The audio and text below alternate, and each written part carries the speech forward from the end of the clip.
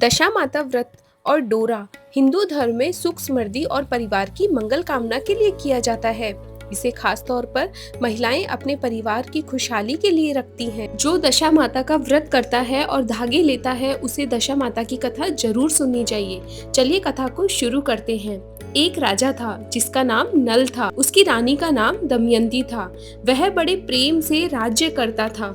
एक दिन एक ब्राह्मणी रानी के पास आई और उसके गले में पीला डोरा बंधा हुआ था। वह सांपदा माता का डोरा बांट रही थी और कहानी सुना रही थी। वहां पर बहुत भीड़ हो रही थी। सभी औरतें डोरा ले जा रही थी। रानी ने अपने महल में से देखा और दासी से बोली कि नीचे देखकर आओ, किस चीज की भीड़ हो रही है। दासी देखकर आई और बोली, एक बुढ़िया सांपदा का डोरा बांट रही है जिससे धन लक्ष्मी होती है। वह डोरा कच्चे सूत की 16 तार की 16 गांठ दे और हल्दी में रंगकर पूजा करके 16 नए जौ के दाने हाथ में लेकर दशा माता की कहानी सुनकर गले में बांधते हैं। तब रानी ने भी बुढ़िया माई से डोरा लिया और उसे अपने हार में बांध लिया। जब राजा बाहर से आया तो डोरा देखकर बोला कि रानी, आज हार में क्या बांध रखा है। रानी बोली, ये मैंने सांपदा यानी दशा माता का डोरा बांध रखा है, इससे धन लक्ष्मी बढ़ती है। राजा बोला, अपने पास तो बहुत धन है। यह कहकर राजा ने डोरा फेंक दिया। रानी ने राजा से बोला कि हे राजा, आपने डोरा तोड़कर अच्छा नहीं किया। लेकिन राजा ने उसे कोई जवाब नहीं दिया। इसके बाद उस रात राजा के स्वप्न में 2 स्त्रियां आई। उन दोनों में से एक स्त्री बोली, राजा मैं यहाँ से जा रही हूँ। दूसरी स्त्री बोली, राजा मैं तेरे घर आ रही हूँ। राजा को लगातार यह स्वप्न 10 से 12 दिनों तक आया। रोजाना ऐसा सपने आने से राजा उदास रहने लगा। रानी ने उदासी का कारण पूछा तो राजा ने सपने में आने वाली बात बता दी। रानी ने राजा से उन दोनों स्त्रियों का नाम पूछने को कहा। तब राजा ने उनसे उन दोनों के नाम पूछे तो जाने वाली स्त्री ने अपना नाम लक्ष्मी तथा आने वाली स्त्री ने अपना नाम दरिद्रता बताया। कुछ ही दिनों में राजा का सारा धन कोयला हो गया। तब राजा बोला, रानी हम यहाँ पर एक ब्राह्मणी की लड़की को छोड़ देंगे जो यहाँ पर रोज दिया जला देगी, पानी भरेगी, घर में झाड़ू करेगी और घर में बैठी रहेगी और हम दूसरे गांव में जाकर रहेंगे। जब तक तालाब पर पहुँचे तो राजा ने वहाँ पर 2 तीतर रानी को लाकर दिए और कहा, तुम इन्हें भून कर रखो, मैं अभी आता हूँ। रानी ने तीतर भून लिए। जब दोनों खाने बैठे तो तीतर उड़ गए।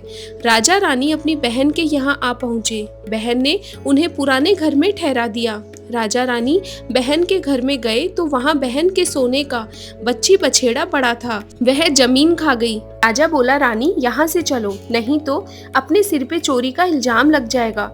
और वे वहाँ से चले गए। वहाँ से राजा अपने दोस्त के पास गया तो उसने भी उन्हें पुराने महल में ठहरा दिया। वहाँ 1.25 करोड़ का हार खूंटी पर टंगा था। वहाँ पास ही एक मोर का चित्र बना था। थोड़ी देर में मोर वो हार निगल गया। जैसे ही राजा ने देखा कि हार मोर निगल चुका है, उसने रानी से बोला कि रानी यहाँ से भी चलो, नहीं तो अपने सिर पर हार की चोरी का इल्जाम लग जाएगा। रानी बोली, क्यों हम किसी के घर घर जाते हैं, क्यों ना हम घर जाने के बजाय जंगल में लकड़ी काट बेचकर अपना पेट भर ले। वे दोनों एक सूखे बगीचे में पहुँचे। उनके जाने के थोड़े दिन बाद बाग हरा भरा हो गया। बाग का मालिक बहुत खुश हुआ। उसने देखा कि वहाँ एक स्त्री पुरुष सो रहे हैं। उन्हें जगाकर बाग के मालिक ने पूछा, तुम कौन हो जो 12 वर्ष का सूखा बाग हरा भरा हो गया। तब राजा रानी ने कहा, हम मुसाफिर हैं और काम की खोज में आए हैं। और वह दोनों वहाँ पर नौकरी करने लगे। बाग की मालकिन रानी से बोली, तू सिर्फ फूल की माला बाजार में बेच आया कर। एक दिन बाग की मालकिन कथा सुन रही थी और डोरा ले रही थी। रानी के पूछने पर बताया कि यह सांपदा माता का डोरा है। रानी ने कथा सुनी और डोरा लिया। राजा ने अपने पत्नी से पूछा, यह डोरा कैसे बांधा है। तो रानी बोली, यह वही डोरा है जो आपने एक बार तोड़कर फेंक दिया था, उसी कारण सांपदा देवी हम पर नाराज है। राजा बोला, यदि सांपदा माँ सच्ची है तो फिर हमारे पहले जैसे दिन लौट आएंगे। उसी रात राजा को पहले की तरह सपने में सांपदा माता दिखाई दी। एक स्त्री कह रही थी मैं जा रही हूँ और दूसरी कह रही थी मैं आ रही हूँ। राजा ने नाम पूछा तो आने वाली स्त्री का नाम लक्ष्मी बताया और जाने वाली स्त्री का नाम दरिद्रता।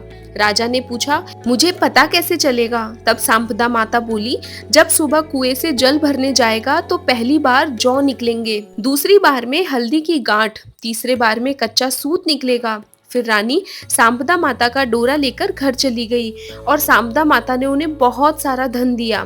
फिर राजा रानी बोले अब हमारे 12 वर्ष पूरे हो गए हैं और अच्छे दिन आ गए हैं, इसलिए हम अपने घर जा रहे हैं। तब मालकिन ने उन्हें बहुत सा धन दिया। वहां से राजा अपने दोस्त के घर पहुंचा। तब उसने नए महल में ठहराया। फिर राजा नल बोला हमें वहीं पर ठहरा दो जहां पर पहले ठहराया था। वहां जाकर देखा तो जो हार मोर निगल गया था वह हार खूंटी पर टंगा था और उनका कलंक उतर गया। वहां से वह अपनी बहन घर गए तो बहन ने भी उन्हें नए महल में ठहरने के लिए कहा। तब राजा रानी बोले हमें तो वहीं पर ठहरा दो जहां पर तुमने पहले ठहराया था। तब राजा रानी वहां पर गए तो धरी बच्ची निकल गई थी, वह दे दी। तब राजा रानी ने बोला अब हमारे दिन अच्छे आ गए हैं। वहां से राजा रानी सरोवर के किनारे पहुंचे तो देखा दोनों तीतर पड़े हैं। वे समझ गए कि ये वही तीतर है जो उड़ गए थे। वहां से राजा रानी अपने महल की तरफ चले तो देखा कि जो दरवाजा टेढ़ा हो गया था वह ठीक हो गया है। सोने की झारी आ गई, दातन हरी हो गई। जो ब्राह्मण की बेटी दिया जलाने के लिए छोड़ गए थे उसको उन्होंने अपनी धर्म की बेटी बना लिया और उसको बहुत सा धन दौलत देकर उसका विवाह कर दिया। और रानी ने सांपदा माता का उद्यापन किया। 16 ब्राह्मणी जिमाई, 16 चीजें दी, हलवे पूड़ी की रसोई बनाई।